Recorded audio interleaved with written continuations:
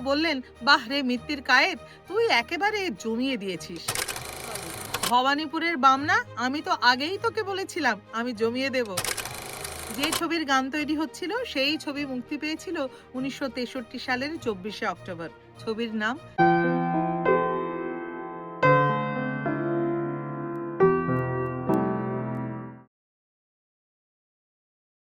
মহানায়ক উত্তম কুমারের ভবানীপুরের বাড়ি। মহানায়ক শুটিং থেকে ফিরেছেন সন্ধেবেলা। তারপর একটু বিশ্রাম, বসে পড়েছেন প্রাণের বন্ধুকে নিয়ে। বন্ধুর আঙুল হারমোনিয়ামের রিডে, শুরু হয়ে যাচ্ছে গান তৈরির কাজ।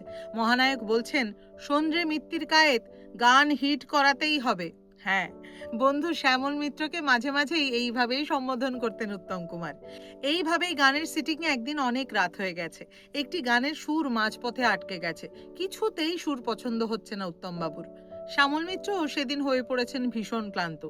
সেদিন রাতে গানটা আর এগোলো না। পরদিন সকালে তাড়াতাড়ি উঠে শ্যামল মিত্র আগেই বসে পড়লেন সেই গান নিয়ে। নতুন ভাবে আবার সুরটা করে ফেললেন। ঘুম থেকে উঠে গানটির নতুন সুর শুনে প্রচন্ড খুশি হলেন মহানায়ক। দুজনেই বসে গেলেন চায়ের কাপ নিয়ে। এবার ঘুম থেকে উঠে তরুণ কুমার এসে দেখলেন চা খেতে খেতে দুই বন্ধু গল্পে মেতেছেন। চায়ে চুমুক দিয়ে উত্তমবাবু বললেন, বাহ রে মিত্তির কায়েত, তুই একেবারে জমিয়ে দিয়েছিস। পাল্টা উত্তর দিলেন শ্যামল বাবু, ভবানীপুরের বামনা, আমি তো আগেই তোকে বলেছিলাম আমি জমিয়ে দেব। যে ছবির গান তৈরি হচ্ছিল সেই ছবি মুক্তি পেয়েছিল 1963 সালের 24শে অক্টোবর। ছবির নাম দেয়া নেয়া।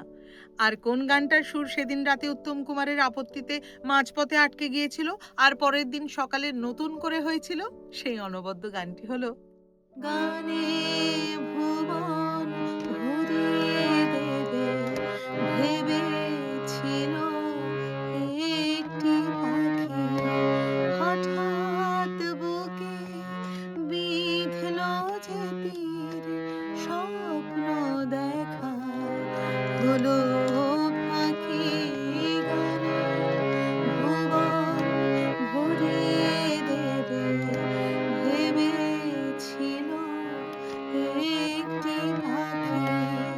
আজ তবে এটুকুই। দেখা হচ্ছে নতুন কোনো কাহিনী নিয়ে পরের পর্বে।